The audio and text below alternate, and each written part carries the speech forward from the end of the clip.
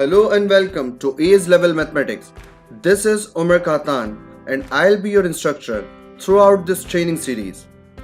This reading is based on circular measure and will cover the most tested concepts in the GCSE, IGCSE, CAIE, ORC, Edexcel, International Baccalaureate, and more.